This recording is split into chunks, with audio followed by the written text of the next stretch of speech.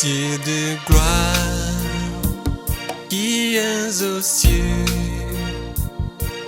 à toi la gloire, Dieu de gloire. 7. Message du Seigneur Jésus-Christ aux personnes ignorantes et mal affermies qui tordent le sens des lettres du Paul pour leur propre ruine. Acte 9, 18. Au même instant, il tomba de ses yeux comme des écailles, et il recouvra la vue. Il se leva, et fut baptisé. Ainsi parle l'Éternel. Attention, attention, attention. Ne risquez pas votre âme. Ôtez vos écailles avant de me combattre avec les enseignements de Paul, que vous ne comprenez pas, peuple insensé, stupide et aveugle. Quand Paul dit, 2 Corinthiens 3, 12 à 16, ayant donc cette espérance, nous usons d'une grande liberté, et nous ne faisons pas comme Moïse, qui mettait un voile sur son visage, pour que les fils d'Israël ne fixassent pas les regards sur la fin de ce qui était passager, mais ils sont devenus durs d'entendement, car jusqu'à ce jour le même voile demeure quand ils font la lecture de l'Ancien Testament, et ils ne se lèvent pas, parce que c'est en Christ qu'il disparaît jusqu'à ce jour.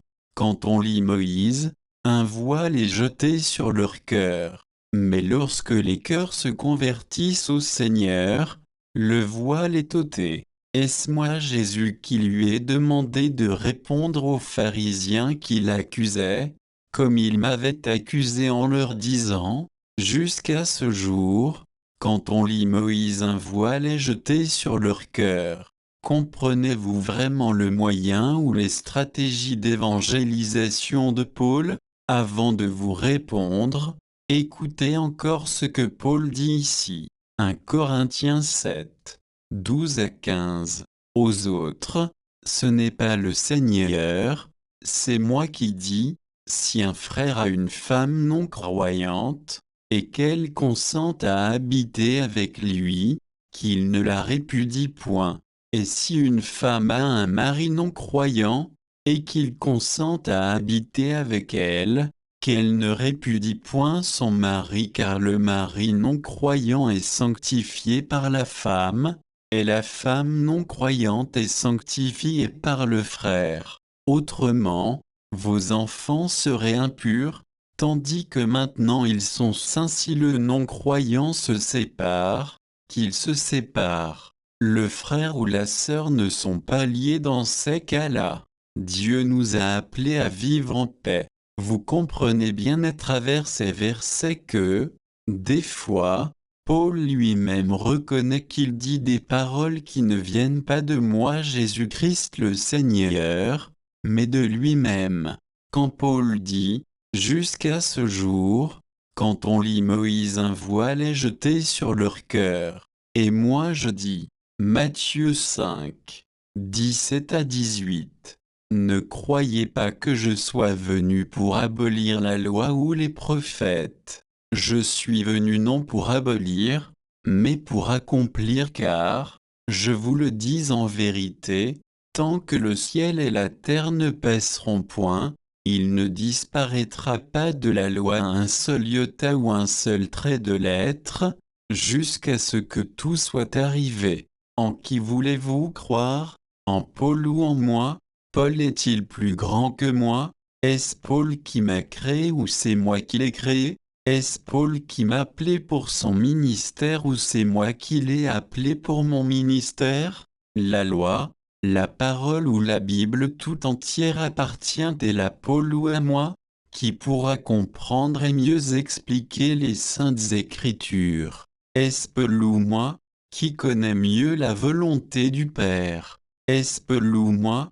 Quand je dis, je ne suis pas venu pour abolir la loi et les prophètes, je suis venu non pour abolir, mais pour accomplir selon vous.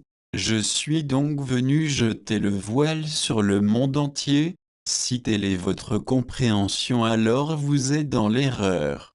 Le diable a aveuglé votre intelligence afin que vous ne compreniez rien du tout, et votre fin sera pire que celle qui attend Satan. Écoutez encore ce que Paul dit et méfiez-vous de ses enseignements, puis taisez-vous si vous n'avez pas assez de sagesse pour comprendre ce qu'il dit. Romains 3, 5 à 8. Mais si notre injustice établit la justice de Dieu, que dirons-nous?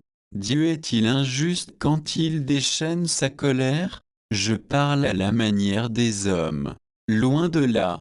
Autrement, comment Dieu jugerait-il le monde? Et si, par mon mensonge, la vérité de Dieu éclate davantage pour sa gloire, pourquoi suis-je moi-même encore jugé comme pécheur? Et pourquoi ne ferions-nous pas le mal afin qu'il en arrive du bien, comme quelques-uns, qui nous calomnient, prétendent que nous le disons? La condamnation de ces gens est juste. Paul avait sérieusement combattu mon Église, a violemment persécuté les chrétiens. Quand il fut converti, il voulut réparer le tort qu'il a causé à n'importe quel prix. Même s'il faut mentir, faire ce qui est injuste ou mal afin de gagner les âmes, il est prêt à cela. D'ailleurs, c'est ce qu'il avait fait. Aujourd'hui, lui, il est au ciel. Si j'avais fermé les yeux sur les erreurs de Paul, et je veux tout corriger maintenant, qui êtes-vous pour me combattre? Vous allez vous faire griller pour un rien du tout. Avez-vous suffisamment de force pour me combattre et de l'intelligence pour m'instruire? Qui êtes-vous? Luc 2, 21 à 23. Le 8e jour, auquel l'enfant devait être circoncis, étant arrivé, on lui donna le nom de Jésus, nom qu'avait indiqué l'ange avant qu'il fût conçu dans le sein de sa mère et, quand les jours de leur purification furent accomplis, selon la loi de Moïse, Joseph et Marie le portèrent à Jérusalem, pour le présenter au Seigneur, suivant ce qui est écrit dans la loi du Seigneur, tout mâle premier-né sera consacré au Seigneur. Pensez-vous que Joseph et Marie ont le voile sur le cœur en appliquant la loi du Seigneur? Et moi à qui cette loi fut appliquée, ai-je donc le voile sur le cœur? Pensez-vous que Paul enseigne-t-il d'abroger la loi? Loin de là, il l'a dit lui-même. Écoutez ce qu'il dit. Romains 7, 7. Que dirons-nous donc? La loi est-elle péché? Loin de là. Mais je n'ai connu le péché que par la loi. Car je n'aurais pas connu la convoitise, si la loi n'eût dit, tu ne convoiteras point. Romains 3, 31. Anéantissons-nous donc la loi par la foi? Loin de là. Au contraire, nous confirmons la loi. Paul enseigne-t-il aux hommes de lire et d'appliquer les commandements, c'est-à-dire la loi de Moïse? Oui, il l'enseigne bien, mais avec ruse et sagesse. Écoutez ce qu'il dit. 1 Corinthiens 7, 19. La circoncision n'est rien, et l'incirconcision n'est rien, mais l'observation des commandements de Dieu est tout. Pensez-vous que Paul est stupide comme vous l'êtes maintenant? Jamais. Paul est très rusé. Il avait étudié la loi de Moïse. Si quelqu'un dit, se laver n'est rien, ne pas se laver n'est rien, il faut être propre, c'est tout. Pensez-vous que celui-là est en train de dire de ne pas se laver? Si c'est oui selon vous, sachez que vous êtes dépourvu d'intelligence, et vous ne comprenez rien du tout. Mangez tous les jours sans vous brosser les dents et la bouche, allez dans les lieux d'aisance, mettez-vous à l'aise mais ne vous lavez pas pendant un mois, et ne faites même pas la petite toilette. Vous saurez alors qu'on ne peut jamais être propre sans se laver. Vous comprendrez alors que si quelqu'un dit « se laver n'est rien », ne pas se laver n'est rien, il faut être propre, c'est tout. Il ne demande pas de rester sans se laver, au contraire il demande non seulement de se laver, mais d'appliquer toute la règle d'hygiène jusque dans les moindres détails. Mais pour les cochons, puisqu'ils aiment la saleté et se couchent souvent dans le bourbier, ils diront Dieu merci, se laver n'est rien, ne pas se laver n'est rien. On peut donc rester sans se laver, cela ne fait rien. Pour les cochons, on peut être propre sans se laver. Il y a plein de ces cochons dans le monde aujourd'hui, méfiez-vous d'eux, vous qui êtes mes enfants et qui voulez me voir et régner avec moi. Quand Paul dit « la circoncision n'est rien », pensez-vous que Paul est resté incirconcis? Jamais. Paul est circoncis et a fait circoncire Timothée son fils dans le Seigneur. Quand Paul dit, 1 Corinthiens 7, 20, que chacun demeure dans l'état où il était lorsqu'il a été appelé, pensez-vous que Paul est en train de dire que si quelqu'un était voleur, menteur, charlatan, magicien, comédien, sorcier, polygame, orgueilleux, pornographe, pédéraste, lesbienne, ivrogne, cupide, envieux, brigand, braqueur, meurtrier, blasphémateur, outrageux, idolâtre, adultère, fornicateur, cruel, brutal, méchant, malhonnête, injuste, ingrat, abominable, qu'il reste dans cet état pour rentrer dans le royaume des cieux? Non. Si c'est ce que Paul dit selon vous, alors il se contredirait s'il dit encore. Galates 5, 19 à 21. Or, les œuvres de la chair sont manifestes, ce sont l'impudicité, l'impureté, la dissolution, l'idolâtrie, la magie, les inimitiés, les querelles, les jalousies, les animosités, les disputes, les divisions, les sectes, l'envie, l'ivrognerie, les excès de table, et les choses semblables. Je vous dis d'avance, comme je l'ai déjà dit, que ceux qui commettent de telles choses n'hériteront point le royaume de Dieu. Paul sait que quand les gens donnent leur vie à Dieu, ils seront enseignés, et l'enseignement les transformera, et ils ne seront plus tels jusqu'à la fin de leur vie. Si vous êtes polygame et vous pensez que Paul vous enseigne de demeurer tel, dans le Seigneur, eh bien détrompez-vous. Paul lui-même à cause du royaume des cieux, ne s'est pas du tout marié, même à une seule femme que la loi autorise. Suivez bêtement les paroles de Paul et vous finirez en enfer. Si Paul dit, Galates 5, 2 à 3, voici, moi Paul, je vous dis que, si vous vous faites circoncire, Christ ne vous servira de rien et je proteste encore une fois à tout homme qui se fait circoncire, qu'il est tenu de pratiquer la loi tout entière. Et moi Jésus je vous dis que, vous devez vous faire circoncire. Qui voulait vous écouter? Est-ce Paul qui est mort pour vous?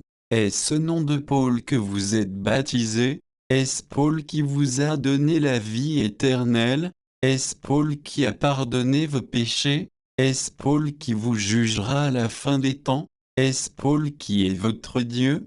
Quand j'étais venu dans le monde pour sauver l'humanité, après mon baptême, je fus emmené par le Saint-Esprit dans le désert pour être tenté par le diable. À chaque fois que le diable venait à moi, je lui appliquais les paroles qui étaient dans la loi de Moïse, et voici les réponses que je donnais à Satan. Il est écrit, l'homme ne vivra pas de pain seulement, mais de toute parole qui sort de la bouche de Dieu.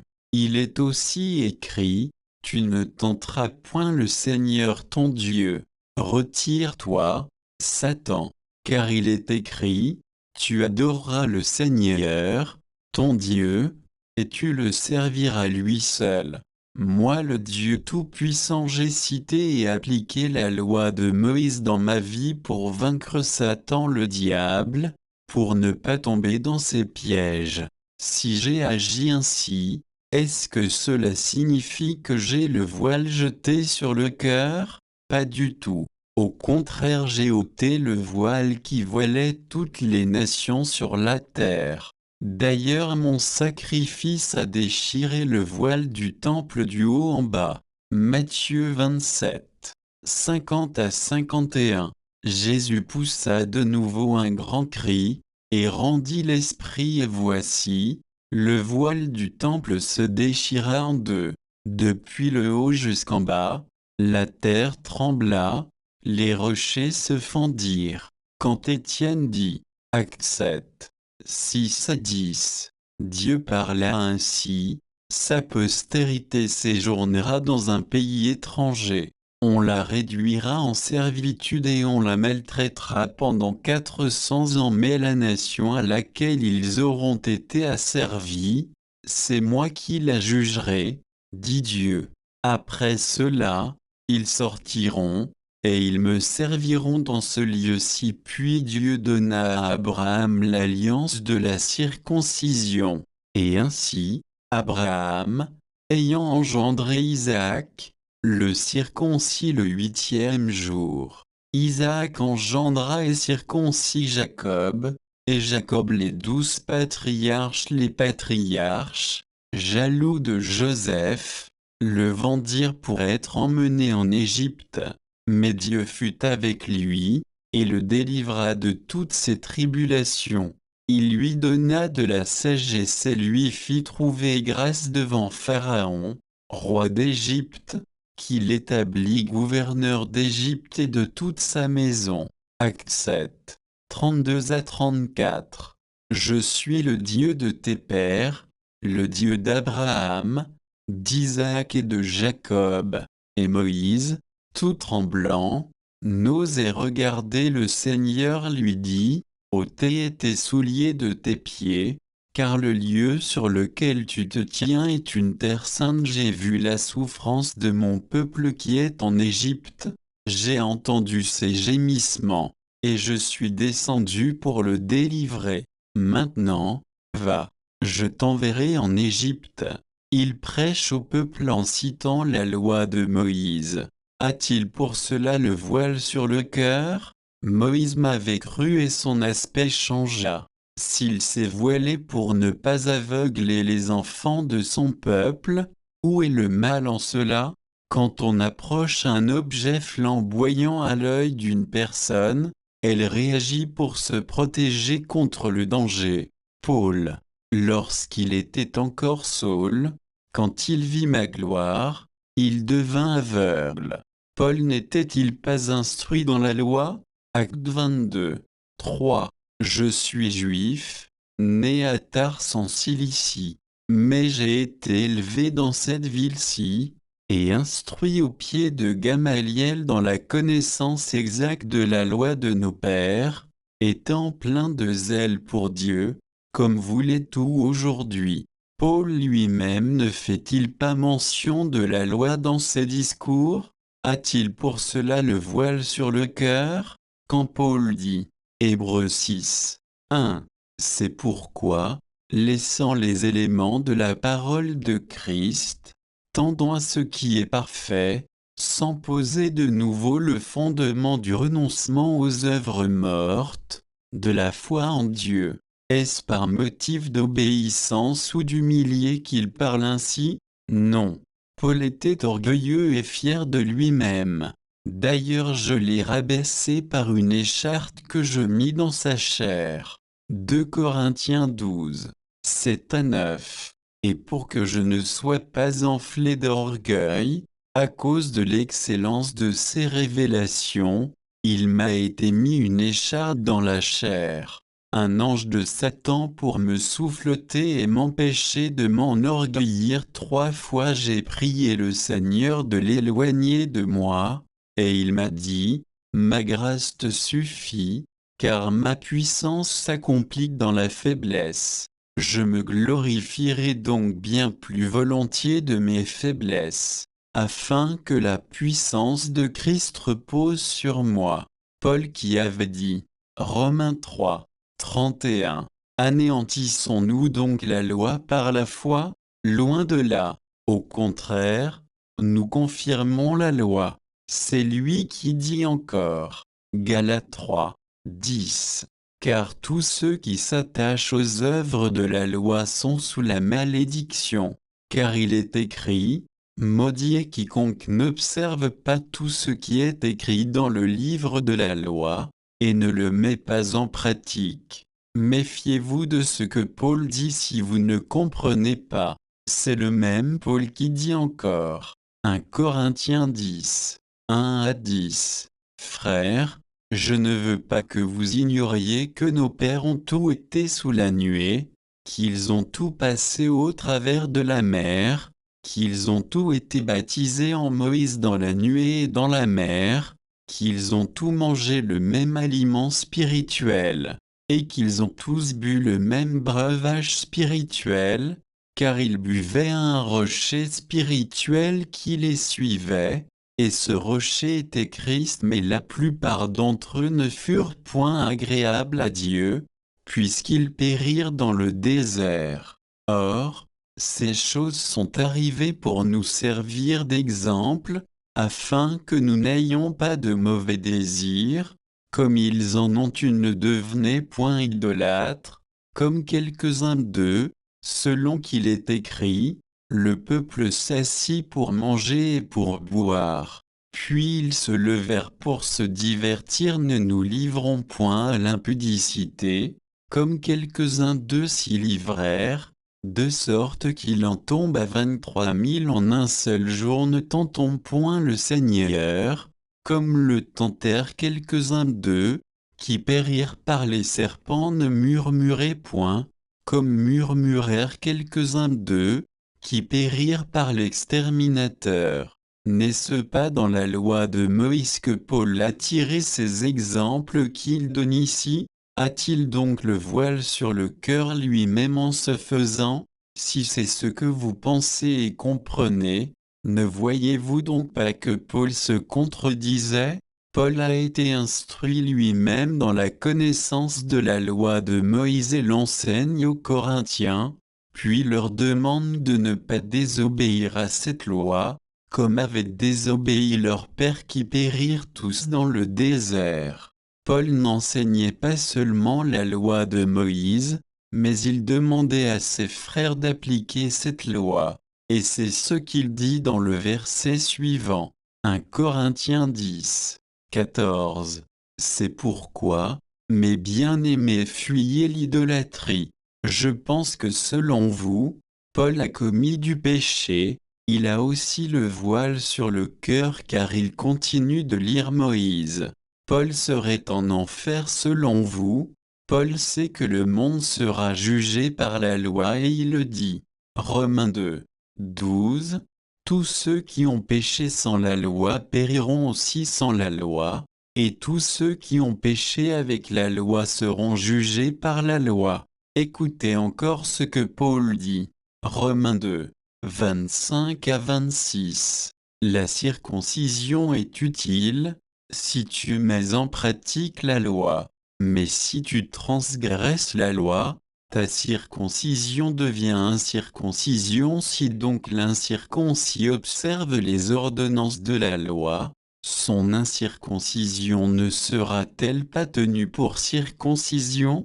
Si la parole de Dieu dit, nul ne sera justifié par les œuvres de la loi, est-ce une raison pour piétiner la loi? Ne pratiquez pas la loi, quand vous arriverez en enfer, les démons vous apprendront à mieux la pratiquer. La Bible n'est pas constituée uniquement du Nouveau Testament, elle est constituée de l'Ancien et du Nouveau Testament. Ce sont les deux réunis qui forment une Bible entière utile pour quiconque veut s'instruire et aller au ciel. Ésaïe 34, 16. Consultez le livre de l'Éternel, et lisez. Aucun d'eux ne fera défaut, ni l'un ni l'autre ne manqueront, car sa bouche l'a ordonné. C'est son esprit qui les rassemblera. Des prophéties annoncées dans l'Ancien Testament se sont accomplies dans le Nouveau Testament. Joël 2, 8. Après cela, je répandrai mon esprit sur toute chair. Vos fils et vos filles prophétiseront, vos vieillards auront des songes, et vos jeunes gens des visions. Actes 2, 16 à 17. Mais c'est ici ce qui a été dit par le prophète Joël. Dans les derniers jours, dit Dieu, je répandrai de mon esprit sur toute chair. Vos fils et vos filles prophétiseront, vos jeunes gens auront des visions, et vos vieillards auront des songes. Dans le désert, ceux qui respectaient la loi de Moïse mourraient-ils? Non. Ce sont ceux qui ne respectaient pas la loi qui mouraient. Nombre 21, 6 à 9. Alors l'Éternel envoya contre le peuple des serpents brûlants. Ils mordirent le peuple, et il mourut beaucoup de gens en Israël. Le peuple vint à Moïse, et dit, nous avons péché, car nous avons parlé contre l'Éternel et contre toi. Prie l'Éternel, afin qu'il éloigne de nous ces serpents. Moïse pria pour le peuple. L'Éternel dit à Moïse, fais-toi un serpent brûlant, et place-le sur une perche. Quiconque aura été mordu, et le regardera, conservera la vie. Moïse fit un serpent d'airain, et le plaça sur une perche. Et quiconque avait été mordu par un serpent, et regardait le serpent d'airain, conservait la vie. Pensez-vous que si la désobéissance à la loi conduit à la mort qu'elle est mauvaise? Loin de là. Pensez-vous que je suis venu déposer simplement la vie éternelle pour repartir dans mon royaume? Jamais. Je l'ai protégée par mes lois. Quiconque la reçoit doit la conserver par ses lois. La vie éternelle a été protégée au départ par la loi suivante. Genèse 2, 16 à 17. L'Éternel Dieu donna cet ordre à l'homme, tu pourras manger de tous les arbres du jardin, mais tu ne mangeras pas de l'arbre de la connaissance du bien et du mal, car le jour où tu en mangeras, tu mourras. La conservation de la vie éternelle est conditionnée par l'obéissance, ou la mise en pratique de la loi. Tu ne mangeras pas de l'arbre de la connaissance du bien et du mal. Aussi longtemps qu'Adam et Ève observaient cette loi, ils avaient la vie. Mais le jour où ils ont désobéi à la loi, ils ont perdu la vie éternelle. C'est moi le Créateur, le Dieu Tout-Puissant, celui qui était présent dès le commencement de toutes choses et qui sait toutes choses, qui parle. J'ai établi toutes choses par mes lois. Sachez donc que la loi n'a pas commencé avec Moïse. La loi était dès le commencement. Ceux qui vous trompent que je n'ai donné aucune loi à Abraham ne comprennent pas les Écritures. Quand ils vous disent que j'ai marché avec Abraham par la foi, Abraham devrait respecter une loi, ne pas douter. Sachez donc que ceux qui marchent par la foi observent aussi une loi, c'est ne pas douter ou encore c'est croire. Le jour où celui qui marche par la foi doute, celui-là ne verra plus ce qu'il espère s'accomplir. Afin que je devienne Dieu pour Abraham, il doit obéir à ma loi, quitter la maison de père et sa patrie. Aussi longtemps qu'Abraham resterait dans la maison de son père, je ne serai jamais devenu son Dieu. Dans ma marche avec Abraham, il a toujours obéi à mes lois que je lui ai données. Soit il doit offrir des sacrifices, soit il doit se faire circoncire. Voilà mes lois pour lui en son temps. Genèse 12, 1 à 2. L'Éternel dit à Abraham, va-t'en de ton pays, de ta patrie, et de la maison de ton père, dans le pays que je te montrerai. Je ferai de toi une grande nation, et je te bénirai. Je rendrai ton nom grand, et tu seras une source de bénédiction. Genèse 15, 9. Et l'Éternel lui dit, prends une génisse de 3 ans, une chèvre de 3 ans, un bélier de 3 ans, une tourterelle et une jeune colombe.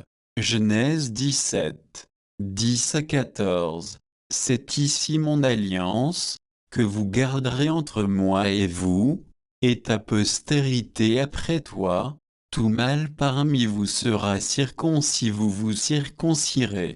Et ce sera un signe d'alliance entre moi et vous à l'âge de 8 jours. Tout mâle parmi vous sera circoncis, selon vos générations, qu'il soit né dans la maison, ou qu'il soit acquis à prix d'argent de tout fils d'étranger. Sans appartenir à ta race, on devra circoncire celui qui est né dans la maison et celui qui est acquis à prix d'argent. Et mon alliance sera dans votre chair, une alliance perpétuelle. Un mâle incirconcis, qui n'aura pas été circoncis dans sa chair, sera exterminé du milieu de son peuple. Il aura violé mon alliance. Si Abraham n'avait pas appliqué ma loi selon laquelle il devrait se faire circoncire, à la fin de sa vie, cette désobéissance le conduirait directement en enfer. Car j'ai dit, un mâle incirconcis, qui n'aura pas été circoncis dans sa chair, sera exterminé du milieu de son peuple. Il aura violé mon alliance. Et ces théologiens, ces pasteurs poules, ces démoniaques vous trompent que j'ai marché avec Abraham simplement dans la foi. Je lui ai simplement donné la grâce, et je ne lui ai donné aucune loi. Eux, ils ne comprennent pas ma parole. Maintenant, il est temps pour que le monde entier écoute et comprenne la vérité de ma parole. J'ai dit à Abraham, celui-là sera exterminé du milieu de son peuple, car il aura violé mon alliance. Ne comprenez-vous pas que cette alliance devient une loi qui ne doit en aucun cas être violée? Ô échéant, cela entraînerait la mort? Oui, c'était comme ça, même avec mon ami Abraham, et c'était comme ça depuis l'origine dans le jardin d'Éden avec Adam et Ève. N'avez-vous jamais lu dans le livre de la loi que moi, l'Éternel, je ne change pas et que je suis le même hier, aujourd'hui et éternellement? Cette loi ne s'arrêtait pas seulement au niveau d'Abraham. Elle s'étend à ceux qui veulent être avec Abraham et à toute la lignée biologique et spirituelle d'Abraham. Donc si Abraham avait gardé un mâle avec lui sans le faire circoncire, Abraham aurait violé mon alliance et ne me verrait pas à la fin de sa vie sur terre. Mais Abraham a été obéissant. Il a respecté ce que je lui disais et a gardé mon alliance. J'avais dit à Abraham, et mon alliance sera dans votre chair, une alliance perpétuelle selon vos générations. Est-ce que vous comprenez très bien alliance perpétuelle selon vos générations? Vous qui suivez bêtement les expressions de Paul et vous ne voulez pas obéir à la loi parce que vous êtes sous la grâce, et vous dites, même si quelqu'un n'est pas circoncis, si quelqu'un n'obéit pas à la loi, il rentrera au paradis parce que Paul l'a dit. Paul a dit, ce Paul qui vous dit, Galates 5, 2 à 3. Voici, moi Paul, je vous dis que, si vous vous faites circoncire, Christ ne vous servira de rien et je proteste encore une fois à tout homme qui se fait circoncire, qu'il est tenu de pratiquer la loi tout entière. Galates 3, 10 à 13. Car tous ceux qui s'attachent aux œuvres de la loi sont sous la malédiction.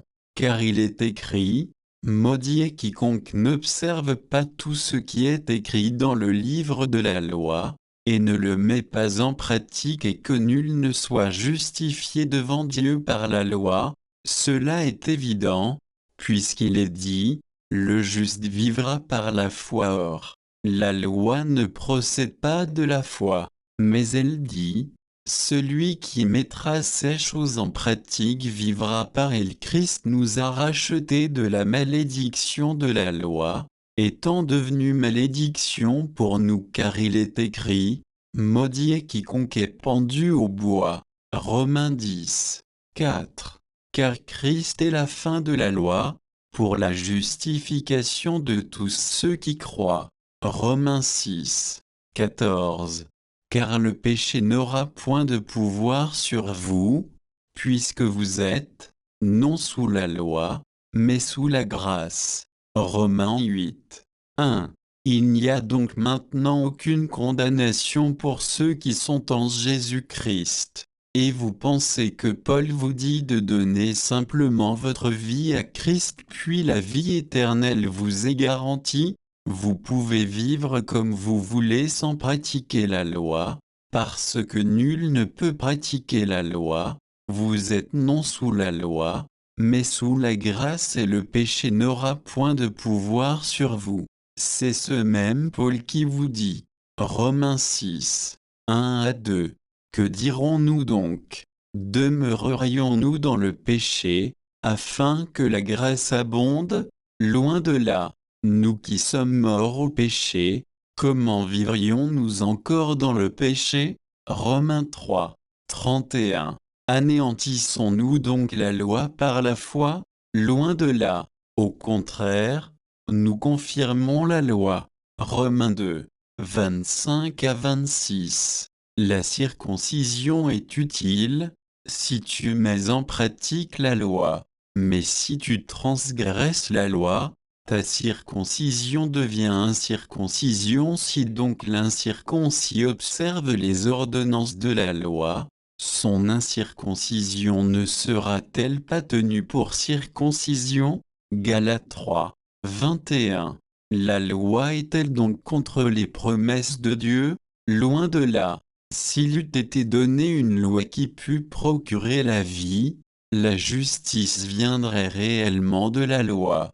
Romains 7, 7. Que dirons-nous donc? La loi est-elle péché? Loin de là. Mais je n'ai connu le péché que par la loi, car je n'aurais pas connu la convoitise, si la loi n'eût dit, tu ne convoiteras point. Romains 7, 12. La loi donc est sainte, et le commandement est saint, juste et bon. Romains 7, 22. Car je prends plaisir à la loi de Dieu, selon l'homme intérieur. Romains 8, 2. En effet, la loi de l'esprit de vie en Jésus-Christ m'a affranchi de la loi du péché et de la mort. Ne voyez-vous pas que les enseignements de Paul sont profonds, et cela peut prêter confusion quand on n'a pas l'esprit de discernement? Ne prenez donc pas bêtement quelques phrases de Paul pour vouloir me combattre. Vous allez faire du mal à votre âme et vous périrez en enfer. L'apôtre Pierre savait que les enseignements de Paul sont difficiles à comprendre pour certains. C'est pourquoi il conseille ceci. 2 Pierre 3, 14 à 18. C'est pourquoi, bien-aimés, en attendant ces choses, appliquez-vous à être trouvés par lui sans tache et irrépréhensibles dans la paix. Croyez que la patience de notre Seigneur est votre salut, comme notre bien. Et mes frères, Paul vous l'a aussi écrit, selon la sagesse qui lui a été donnée. C'est ce qu'il fait dans toutes les lettres, où il parle de ces choses, dans lesquelles il y a des points difficiles à comprendre, dont les personnes ignorantes et mal affermies tordent le sens, comme celui des autres Écritures, pour leur propre ruine. Vous donc, bien-aimés, qui êtes avertis, mettez-vous sur vos gardes, de peur qu'entraînés par l'égarement des impies, vous ne veniez à déchoir de votre fermeté mais croissez dans la grâce et dans la connaissance de notre Seigneur et Sauveur Jésus-Christ. À lui soit la gloire, maintenant et pour l'éternité. Amen. Méfiez-vous donc de l'enseignement de Paul. Vos pays ou États, ne sont-ils pas dotés de loi? Si quelqu'un vole, n'est-il pas frappé par la loi relative aux voleurs? Il doit purger la peine conformément à la faute commise. Si un avocat vient plaider son cas et l'affranchit de sa peine et le libère, est-ce que cela veut dire que l'avocat a abrogé ou détruit la loi de l'État de sorte que tous les citoyens sont maintenus libres de voler? Est-ce que c'est ce qui se passe dans vos nations?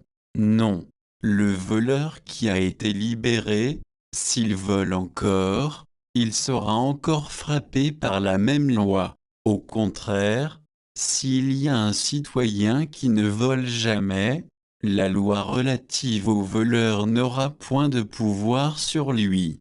C'est comme pour lui, cette loi n'existe pas car il est mort au vol. Si l'ancien voleur se conforme également à la loi, ne vole plus, devient mort au vol, il n'y a donc maintenant aucune condamnation pour lui, étant devenu un bon citoyen. C'est ce que Paul veut dire dans Romains 8. 1. Romains 6, 14. Avant de vous redonner la vie éternelle que vous aviez perdue en Adam depuis le jardin d'Éden, ça n'a pas été facile pour moi. Je veux que le monde entier le sache. J'ai payé un grand prix, et c'est au prix de ma propre vie. Sachez donc que la chose la plus précieuse qui soit, c'est la vie éternelle. N'amusez pas avec cela, et ne caressez pas vos péchés avec les paroles de Paul que vous ne comprenez pas.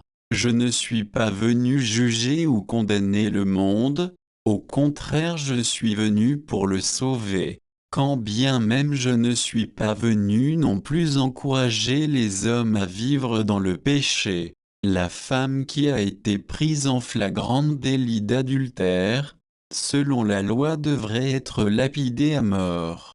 Quand je l'avais sauvée, je ne lui ai pas dit de continuer l'ancienne vie.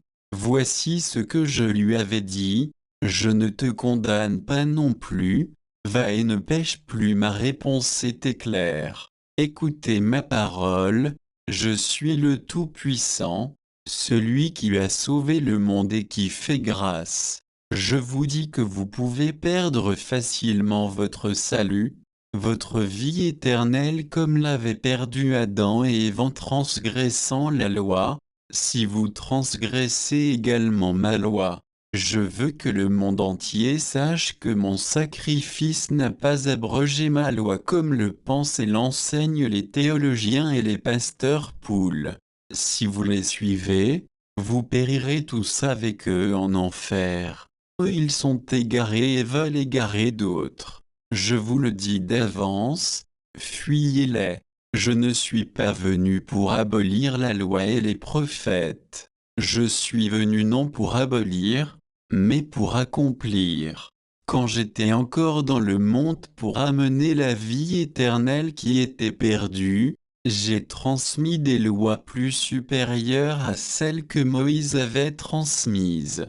C'est pourquoi je déclare, quiconque veut conserver la vie éternelle qu'il a obtenue de moi, est tenu de respecter ma loi. Matthieu 5, 21 à 22. Vous avez entendu qu'il a été dit aux anciens, tu ne tueras point.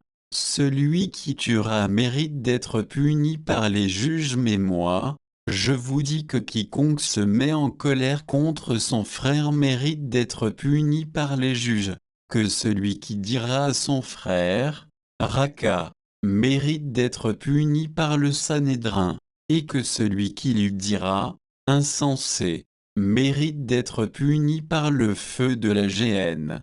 Matthieu 5, 27 à 28. Vous avez appris qu'il a été dit « Tu ne commettras point d'adultère ». Mais moi, je vous dis que quiconque regarde une femme pour la convoiter a déjà commis un adultère avec elle dans son cœur. Voilà, je suis clair dans ma parole. Jugez vous-même et voyez si je suis réellement venu ôter la loi comme on vous le dit. Je suis venu, non pour ôter la loi, mais pour la ramener à un niveau plus élevé en vue de la perfection des saints. Si vous ne comprenez pas les enseignements de Paul, le mien est clair, appliquez ce que je vous dis. Quand Paul dit Christ est la fin de la loi, il abolit ainsi la première chose pour établir la seconde. Demandez-vous clairement, Christ est la fin de quelle loi? Quelle première chose a-t-il aboli et quelle seconde chose a-t-il établi? Voici la réponse que moi de qui Paul parle, et ce que j'ai aboli, je le dis au monde entier. Moi Christ, je suis la fin de la loi selon laquelle il faut sacrifier les animaux pour l'expiation des péchés. Mon sacrifice est meilleur à celui des animaux qui n'amènent jamais à la perfection, et ne le peut même pas. Le sacrifice des animaux pour l'expiation des péchés est donc la première chose dont parle Paul.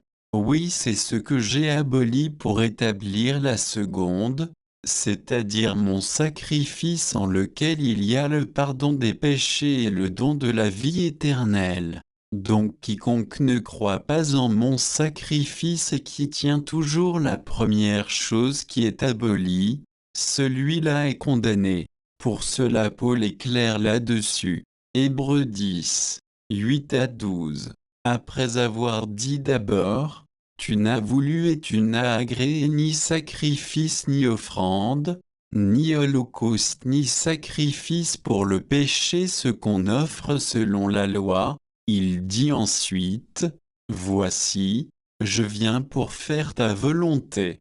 Il abolit ainsi la première chose pour établir la seconde. C'est en vertu de cette volonté que nous sommes sanctifiés, par l'offrande du corps de Jésus-Christ, une fois pour toutes. Et tandis que tout sacrificateur fait chaque jour le service et offre souvent les mêmes sacrifices, qui ne peuvent jamais ôter les péchés, lui, après avoir offert un seul sacrifice pour les péchés, s'est assis pour toujours à la droite de Dieu. Aussi pour célébrer la Pâque, on n'immolera plus un agneau, le retire pour le manger avec des herbes, mais cela a été remplacé par la Sainte Seine. Les autres lois concernant la dîme, les prémices, les vœux, les offrandes, l'impureté des femmes, les animaux ou aliments impurs, la circoncision, la restitution et beaucoup d'autres choses qui restent encore à dire, je n'abolis rien là-dessus. Si vous ne les appliquez pas, votre fin sera l'enfer de feu éternel. Lévitique 18, 5. Vous observerez mes lois et mes ordonnances, l'homme qui les mettra en pratique vivra par elles. Je suis l'Éternel. Lévitique 18, 19. Tu ne t'approcheras point d'une femme pendant son impureté menstruelle, pour découvrir sa nudité. Jean 14, 15. Si vous m'aimez, gardez mes commandements. Quand je dis dans Lévitique 18, 5 de mettre en pratique la loi ou encore de mettre en pratique mes commandements pour avoir la vie, c'est moi qui dis encore dans Jean 14, 15 de garder mes commandements ou mes lois. Si le commandement ou la loi dit dans Lévitique 18, 19 de ne point s'approcher d'une femme de son impureté mensuelle, Jugez-en vous-même s'il est bon que la femme dans son impureté mensuelle vienne dans mon lieu saint. Si vous pensez que c'est bon, moi qui suis l'Éternel, je déclare que ce n'est pas bon. Quiconque ne mettra pas en pratique ce commandement, périra. La femme en menstruation restera impure pendant 7 jours. Pendant sa période d'impureté, elle ne rendra aucun service à son époux. Si votre enfant dépose du caca sur la table pour vous comme nourriture, pourrez-vous le manger? Vous ne pourrez pas. Ne me faites pas la même chose. Lévitique 12, 1 à 8. L'Éternel parla à Moïse, et dit, parle aux enfants d'Israël, et dit, lorsqu'une femme deviendra enceinte, et qu'elle enfantera un mâle, elle sera impure pendant 7 jours. Elle sera impure comme au temps de son indisposition menstruelle. Le 8e jour, l'enfant sera circoncis. Elle restera encore 33 jours à se purifier de son sang.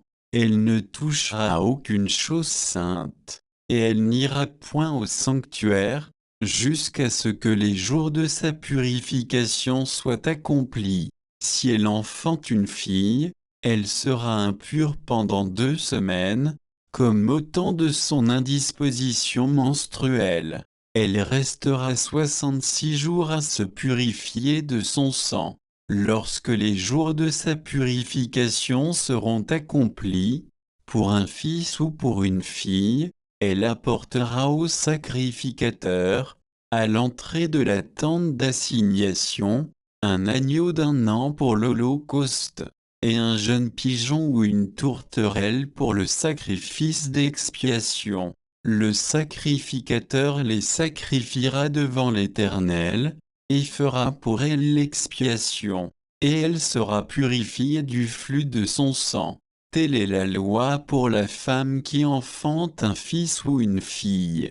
Si elle n'a pas de quoi se procurer un agneau, elle prendra de tourterelles ou de jeunes pigeons, l'un pour l'holocauste, l'autre pour le sacrifice d'expiation. Le sacrificateur fera pour elle l'expiation, et elle sera pure. Lévitique 15, 19 et 30. La femme qui aura un flux de sang en sa chair, restera 7 jours dans son impureté. Quiconque la touchera sera impur jusqu'au soir. Tout lit sur lequel elle couchera pendant son impureté sera impur, et tout objet sur lequel elle s'assiera sera impur. Quiconque touchera son lit lavera ses vêtements, se lavera dans l'eau, et sera impur jusqu'au soir. Quiconque touchera un objet sur lequel elle s'est assise lavera ses vêtements, se lavera dans l'eau, et sera impur jusqu'au soir.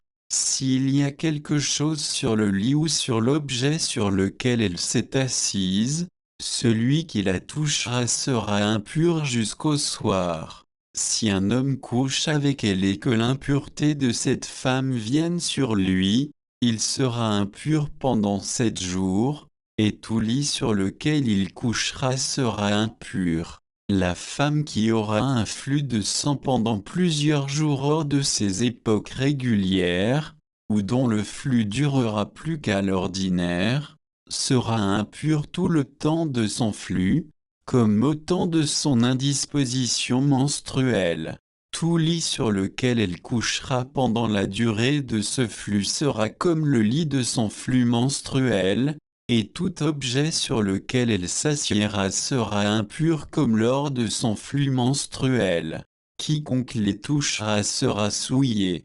Il lavera ses vêtements, se lavera dans l'eau, et sera impur jusqu'au soir. Lorsqu'elle sera purifiée de son flux, elle comptera 7 jours, après lesquels elle sera pure. Le 8e jour, elle prendra de tourterelles ou de jeunes pigeons, et elle les apportera au sacrificateur, à l'entrée de la tente d'assignation. Le sacrificateur offrira l'un en sacrifice d'expiation, et l'autre en holocauste. Et le sacrificateur fera pour elle l'expiation devant l'Éternel, à cause du flux qui la rendait impure. Lévitique 18, 19. Tu ne t'approcheras point d'une femme pendant son impureté menstruelle, pour découvrir sa nudité. Lévitique 20, 18. Si un homme couche avec une femme qui a son indisposition, et découvre sa nudité, s'il découvre son flux, et qu'elle découvre le flux de son sang, ils seront tous deux retranchés du milieu de leur peuple. Ézéchiel 36, 17. Fils de l'homme, ceux de la maison d'Israël, quand ils habitaient leur pays, l'ont souillé par leur conduite et par leurs œuvres. Leur conduite a été devant moi comme la souillure d'une femme pendant son impureté. Si Dieu peut se mettre en colère à cause d'une mauvaise conduite qui est une souillure devant lui, qu'il compare à une souillure de la femme pendant son impureté, jugez vous-même s'il est bon qu'une femme, pendant son impureté mensuelle, vienne à l'église. Ézéchiel 18, 6.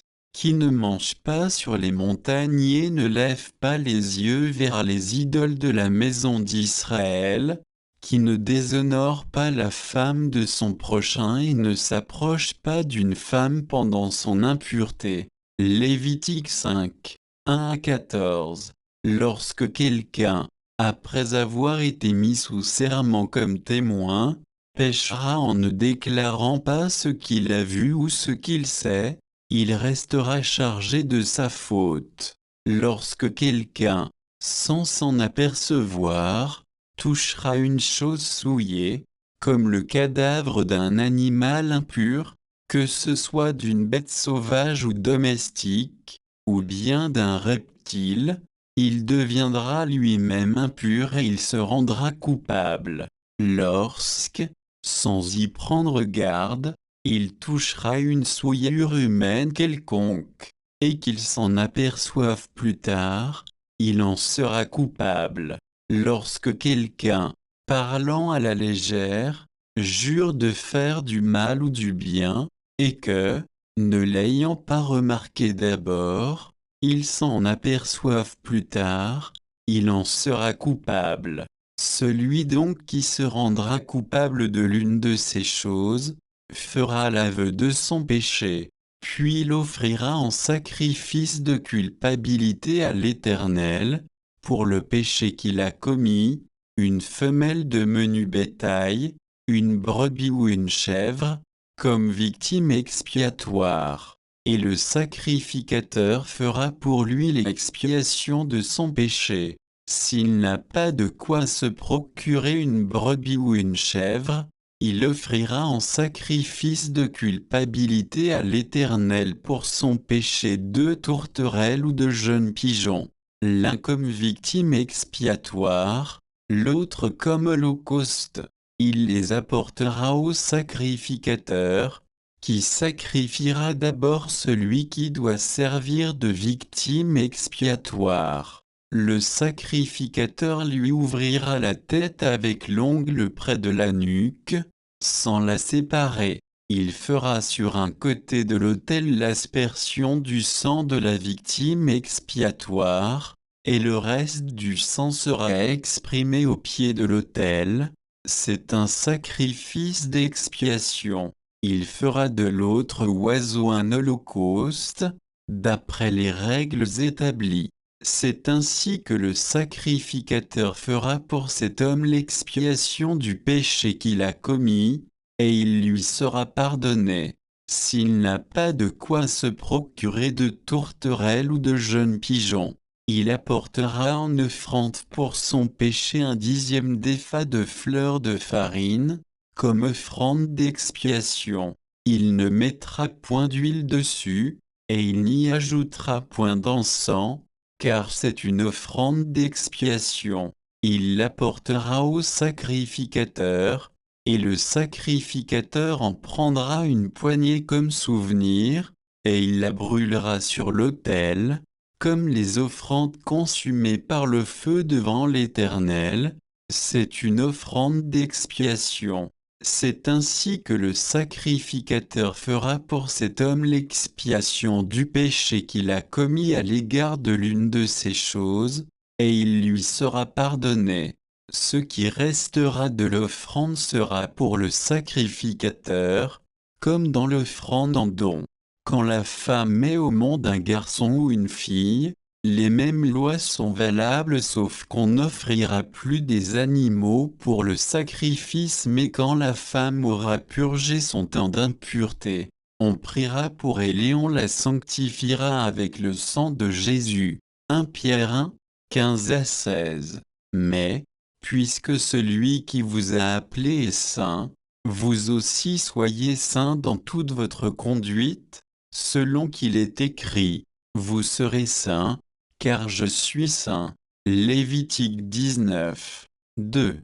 Parle à toute l'assemblée des enfants d'Israël, et tu leur diras, soyez saints, car je suis saint, moi, l'Éternel, votre Dieu.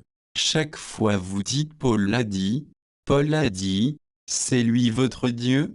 Quand moi Jésus j'étais dans le monde, je n'ai rien mangé d'impur de même que mes disciples. N'avez-vous pas entendu la réponse de l'apôtre Pierre dans Actes 10, 14 quand je lui parlais dans une vision pour l'envoyer vers les païens? Actes 10, 14. Mais Pierre dit, non, Seigneur, car je n'ai jamais rien mangé de souillé ni d'impur. Pierre avait dit la vérité. Je leur ai formellement défendu cela quand j'étais avec eux. Pierre le savait bien.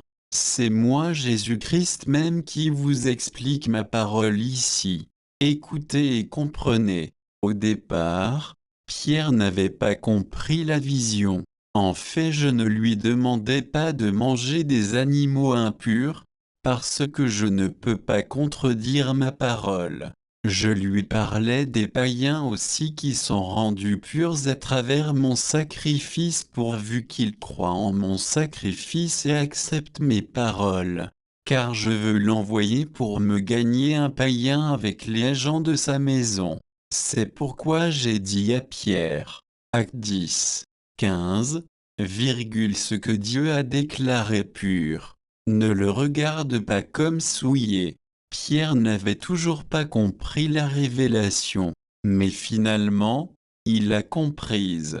C'est pourquoi il dit, Actes 10, 28, vous savez, leur dit-il, qu'il est défendu à un juif de se lier avec un étranger ou d'entrer chez lui. Mais Dieu m'a appris à ne regarder aucun homme comme souillé et impur. Si vous pensez que j'ai versé mon sang pour laver les animaux et les aliments souillés et impurs, détrompez-vous. Si vous les consommez, et faites toutes sortes de choses abominables sous prétexte que Paul a dit, Pierre a dit, sachez qu'aucun de mes disciples ne viendra vous défendre devant la porte du ciel. Si vous continuez dans la vie de péché sous prétexte que mon pasteur a dit, mon prophète a dit, d'ailleurs eux tous je les ai rejetés, ils ne pourront jamais vous défendre devant mon trône de jugement. Moi Jésus-Christ, j'ai choisi une seule personne, l'élu de gloire, la voix du consolateur, mon épouse, le seul roi que j'ai établi maintenant pour le monde entier, celui par qui je vous transmets le présent message des temps de la fin, celui que j'ai nommé le général de toute l'armée dans le monde spirituel et physique, celui à qui j'ai remis toutes les clés, celui que je nomme également le Père de toutes les nations. L'apôtre Doufle Cocou Gabriel à qui j'ai donné mandat pour me ramener toutes les âmes, tous mes enfants au ciel. Écoutez-le. Si vous le combattez, c'est moi que vous combattez, comme Gamaliel l'avait dit dans Actes 5, 39. Mais si elle vient de Dieu, vous ne pourrez la détruire. Ne courez pas le risque d'avoir combattu contre Dieu. Si vous le persécutez, c'est moi que vous persécutez, comme je l'avais dit à Saul. Acte 9, 4. Il tomba par terre, et il entendit une voix qui lui disait, « Saul, Saul, pourquoi me persécutes-tu » Quand vous dites Paul l'a dit, écoutez bien ces paroles que Paul dit de lui-même. 1 Corinthiens 13, 11. Lorsque j'étais enfant, je parlais comme un enfant, je pensais comme un enfant, je raisonnais comme un enfant. Lorsque je suis devenu homme, j'ai fait disparaître ce qui était de l'enfant. 1 Corinthiens 9, 24 à 27. Ne savez-vous pas que ceux qui courent dans le stade courent tout, mais qu'un seul remporte le prix? Courez de manière à le remporter. Tous ceux qui combattent s'imposent toute espèce d'abstinence, et ils le font pour obtenir une couronne corruptible. Mais nous, faisons-le pour une couronne incorruptible. Moi donc, je cours, non pas comme à l'aventure. Je frappe, non pas comme battant l'air, mais je traite durement mon corps et je le tiens assujetti, de peur d'être moi-même rejeté, après avoir prêché aux autres. Galates 2, 20. J'ai été crucifié avec Christ, et si je vis, ce n'est plus moi qui vis, c'est Christ qui vit en moi. Si je vis maintenant dans la chair, je vis dans la foi au Fils de Dieu, qui m'a aimé et qui s'est livré lui-même pour moi. Galates 1, 10. Et maintenant, est-ce la faveur des hommes que je désire, ou celle de Dieu? Est-ce que je cherche à plaire aux hommes? Si je plaisais encore aux hommes, je ne serais pas serviteur de Christ. Voilà donc ce que Paul a fait. Il ne s'est pas amusé avec le péché. Il a appliqué la loi, a mené la vie de sanctification. Il n'avait rien mangé de souillé ni d'impur. Il a tenu son corps assujetti dans l'application de mes ordonnances. Il n'a pas transgressé la loi. Vous qui dites Paul a dit, continuez quand vous finirez en enfer. Vous saurez que je ne m'amuse pas avec ma loi et j'honore ma parole plus que mon grand nom. Ésaïe 2. Cieux, écoutez, terre, prête l'oreille, car l'Éternel parle. J'ai nourri et élevé des enfants, mais ils se sont révoltés contre moi. Vous tous qui vous révoltez contre moi maintenant en voulant me combattre dans votre ignorance et stupidité telle une autruche, par le message de Paul que vous ne comprenez pas, sachez-le très bien que je vous ai connu dès le début. Je savais très bien que vous étiez des menteurs, cependant j'ai gardé silence pour que vous puissiez tout manifester. Je vous ai nourris et habillés à travers le Père des nations. C'est moi le Seigneur des seigneurs qui avais fait cela. Pouvez-vous manger dans le plat que vous avez déjà détruit? Pouvez-vous lire la Bible que vous avez déjà déchirée? Vous avez menti que je vous ai transmis des messages pour le monde entier, et que je vous ai dit que le Père des nations devrait vous habiller pour la circonstance. J'ai tout vu mais j'ai gardé silence pour vous utiliser afin de former efficacement mon oint, et qu'il soit aguerri contre les ruses des hommes pervers et le diable. Avant, vous vous comportiez comme un agneau, mais qu'est-ce qui peut être caché devant moi?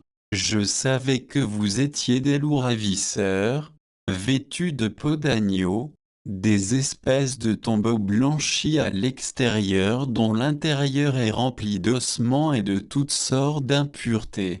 Je savais que vous étiez des serpents, des générations de vipères. Maintenant votre fin est arrêtée. Sachez-le très bien, vous qui vous liguez contre moi et mon oint. Voici ce que j'avais dit. 1 Roi 19, 15 à 17. L'Éternel lui dit, va, reprends ton chemin par le désert jusqu'à Damas, et quand tu seras arrivé, tu oindras Hazaël pour roi de Syrie, tu oindras aussi Jéhu, fils de Nimshi, pour roi d'Israël, et tu oindras Élisée, fils de Shaphat, d'Abel-Mehola, pour prophète à ta place, et il arrivera que celui qui échappera à l'épée de Hazaël, Jéhu le fera mourir, et celui qui échappera à l'épée de Jéhu, Élisée le fera mourir. Sachez-le très bien vous tous qui me combattez, ces 3 épées sont déjà à l'œuvre. Je jure ma vie, si vous parvenez au ciel, alors je ne suis pas l'Éternel. Vous êtes coupable d'un péché éternel, et le verset qui vous condamne est Marc 3, 29. Marc 3, 29. Mais quiconque blasphémera contre le Saint-Esprit n'obtiendra jamais de pardon, il est coupable d'un péché éternel. Une poule peut-elle avaler une vache? Jamais. Alors vous qui êtes des pasteurs poules, vous ne pourrez jamais renverser ma parole. Je suis l'Éternel. Avertissement du Seigneur contre les faux hommes de Dieu.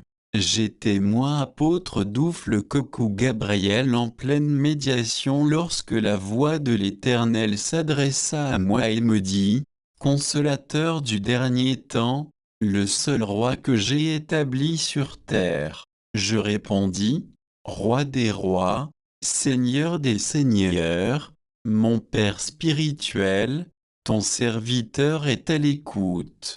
Puis le Seigneur me dirigea vers les Écritures suivantes. 2 Pierre 2, 1. Il y a eu parmi le peuple de faux prophètes, et il y aura de même parmi vous de faux docteurs, qui introduiront des sectes pernicieuses, et qui, reniant le maître qui les a rachetés, attireront sur eux une ruine soudaine. Plusieurs les suivront dans leur dissolution, et la voie de la vérité sera calomnie, et à cause de par cupidité, ils trafiqueront de vous au moyen de paroles trompeuses. Eux que menace depuis longtemps la condamnation, et dont la ruine ne sommeille point. Car, si Dieu n'a pas épargné les anges qui ont péché, mais s'il les a précipités dans les abîmes de ténèbres et les réserve pour le jugement, s'il n'a pas épargné l'ancien monde, mais s'il a sauvé Noé, lui 8e, ce prédicateur de la justice, lorsqu'il fit venir le déluge sur un monde d'impies, s'il a condamné à la destruction et réduit en cendres les villes de Sodome et de Gomorrhe, les donnant comme exemple aux impies à venir, et s'il a délivré le juste Lot, profondément attristé de la conduite de ces hommes sans frein dans leur dissolution, car ce juste, qui habitait au milieu d'eux, tourmentait journellement son âme juste à cause de ce qu'il voyait et entendait de leurs œuvres criminelles. Le Seigneur s'est délivré de l'épreuve les hommes pieux, et réservé les injustes pour être punis au jour du jugement, ceux surtout qui vont après la chair dans un désir d'impureté et qui méprisent l'autorité. Audacieux et arrogants, ils ne craignent pas d'injurier les gloires, tandis que les anges, supérieurs en force et en puissance, ne portent pas contre elles de jugement injurieux devant le Seigneur, mais eux, semblables à des brutes qui s'abandonnent à leur penchant naturel et qui sont nées pour être prises et détruites, ils parlent d'une manière injurieuse de ce qu'ils ignorent, et ils périront par leur propre corruption, recevant ainsi le salaire de leur iniquité. Ils trouvent leur délice à se livrer au plaisir en plein jour. Hommes tarés et souillés, ils se délectent dans leur tromperie. En faisant bonne chère avec vous, ils ont les yeux pleins d'adultère et inapaisables de péché. Ils amorcent les âmes mal affermies. Ils ont le cœur exercé à la cupidité. Ce sont des enfants de malédiction après avoir quitté le droit chemin. Ils se sont égarés en suivant la voie de Balaam, fils de Bosor, qui aima le salaire de l'iniquité, mais qui fut repris pour sa transgression, une ânesse muette, faisant entendre une voix d'homme, arrêta la démence du prophète. Ces gens-là sont des fontaines sans eau, des nuées que chasse un tourbillon. L'obscurité des ténèbres leur est réservée avec des discours enflés de vanité.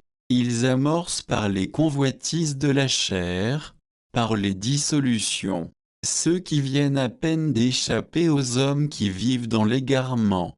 Ils leur promettent la liberté, quand ils sont eux-mêmes esclaves de la corruption, car chacun est esclave de ce qui a triomphé de lui en effet, si, après s'être retiré des souillures du monde, par la connaissance du Seigneur et Sauveur Jésus-Christ, ils s'y engagent de nouveau et sont vaincus, leur dernière condition est pire que la première car mieux valait pour eux n'avoir pas connu la voie de la justice, que de se détourner, après l'avoir connue. Du saint commandement qui leur avait été donné il leur est arrivé ce que dit un proverbe vrai. Le chien est retourné à ce qu'il avait vomi, et la truie l'avait s'évautré dans le bourbier. Tels sont tous ceux qui s'appellent des hommes de Dieu dans les mondes entiers aujourd'hui. Mon fils m'a-t-il dit, alors avertis mes enfants pour moi, tout témoignage, toutes informations que quiconque livrera doit passer par toi seul que j'ai nommé, pour être censuré et savoir si cela vient effectivement de moi le Dieu Très-Haut. Si moi le Dieu Tout-Puissant, je n'ai pas eu honte de vous appeler mes enfants, amis, si je n'ai pas eu honte de me coucher dans les entrailles d'une femme de sexe faible, d'être engendré par elle dans la crèche des animaux et de l'avoir appelée mère. Si je n'ai pas eu honte et j'ai supporté toutes les diffamations, les railleries et injures pour sauver le monde entier, est-ce que c'est maintenant que j'aurai honte de nommer et d'appeler Père des nations celui qui fait ma joie, qui m'obéit et qui est entièrement soumis? Matthieu 16, 21. La femme, lorsqu'elle enfante, éprouve de la tristesse, parce que son heure est venue. Mais, lorsqu'elle a donné le jour à l'enfant, elle ne se souvient plus de la souffrance, à cause de la joie qu'elle a de ce qu'un homme est né dans le monde. Selon ma parole, lorsqu'une femme enfante, elle éprouve de la douleur, mais quand elle finit de donner jour à l'enfant, elle n'éprouve plus de douleur. Savez-vous comment je me prends pour faire disparaître cette douleur qu'elle ressentait? C'est moi-même qui lui retire cette douleur et tourne son intention vers l'enfant pour qu'elle ressente la joie. N'oubliez pas que moi également j'avais souffert à la croix avant de vous engendrer. Quand vous recevez mes messages à travers le Père des Nations, j'oublie mes souffrances. Mais quand vous les rejetez, sachez que vous êtes en train de m'attrister. En Israël, les lépreux sont chassés parce qu'étant impurs. Il y eut une grande famine en Israël. L'homme de Dieu Élisée dit, « Demain à pareille heure, il y aura de la nourriture en abondance. » L'officier du roi dit, « Même si l'Éternel ouvrait une fenêtre dans le ciel, pareille chose ne pourra jamais arriver. » Et l'homme de Dieu lui dit, « Tu le verras s'accomplir mais tu n'en mangeras pas le jour suivant. » L'Éternel utilisa les pas de 4 lépreux comme le bruit des chars de guerre dans le camp des ennemis qui s'enfuirent et laissèrent de grandes richesses. Quand les 4 lépreux retournèrent informer leurs frères de la découverte de ces grandes richesses qui pouvaient subvenir à leurs besoins, ils ne les chassèrent pas parce qu'ils étaient impurs et ne pouvaient pas les nourrir. Au contraire, ils se ruèrent sur ces biens. Il eut de la nourriture en abondance en Israël selon la parole de l'homme de Dieu, mais à cause de la foule qui était nombreuse, l'officier du roi fut piétiné et mourut et ne jouit point de ses grands biens comme l'avait dit l'homme de Dieu. De la même façon que les lépreux étaient rejetés en Israël, mais c'est par eux que l'Éternel apporta la solution au peuple, de la même manière, le choix porté sur le Père des Nations aujourd'hui scandalise plus d'une personne dans le monde entier. Mais c'est par lui que Dieu apporte la solution à ses enfants comme il l'avait fait par le passé. Quiconque reçoit le message que je lui donne, le met en pratique, sera d'abord béni dans ce monde puis vivra avec moi au ciel. Quiconque rejette ce message, fait du mal à son âme. Il périra certainement en enfer. Je suis l'Éternel. Osée 4, 6. Mon peuple est détruit, parce qu'il lui manque la connaissance. Puisque tu as rejeté la connaissance, je te rejetterai, et tu seras dépouillé de mon sacerdoce. Puisque tu as oublié la loi de ton Dieu, j'oublierai aussi tes enfants. L'ignorance tue, devenez sage pour ne pas mourir. L'ignorance est rejeter la vérité de Dieu, mais la sagesse, c'est accepter la vérité de Dieu. Luc 12, 16 à 21. Et il leur dit cette parabole, les terres d'un homme riche avaient beaucoup rapporté, et il raisonnait en lui-même, disant, que ferai-je, car je n'ai pas de place pour serrer ma récolte. Voici, dit-il, ce que je ferai, j'abattrai mes greniers, j'en bâtirai de plus grands, j'y amasserai toute ma récolte et tous mes biens, et je dirai à mon âme, tu as beaucoup de biens en réserve pour plusieurs années, repose-toi, mange, bois, et réjouis-toi. Mais Dieu lui dit, insensé, cette nuit même ton âme te sera redemandée. Et ce que tu as préparé, pour qui cela sera-t-il? Il en est ainsi de celui qui amasse des trésors pour lui-même, et qui n'est pas riche pour Dieu. Tous ceux qui rejettent la parole de Dieu sont semblables à un homme insensé qui amasse des trésors pour lui-même et qui est pauvre pour Dieu. Ils finiront en enfer. Deviens sage, ne va pas en enfer. On n'achète pas l'amour, on n'achète pas la vie éternelle, on n'achète pas le Saint-Esprit, nous sommes poussière. Tu peux acheter des avions, construire de jolies maisons, bien prendre soin de toi, de ta femme et de tes enfants et qui que tu sois, préside, milliardaire, soldat, prêtre, sache que tu mourras un jour. Obéis plutôt à la loi de Dieu. Quiconque rejette ces révélations des derniers temps, n'a pas l'esprit de discernement.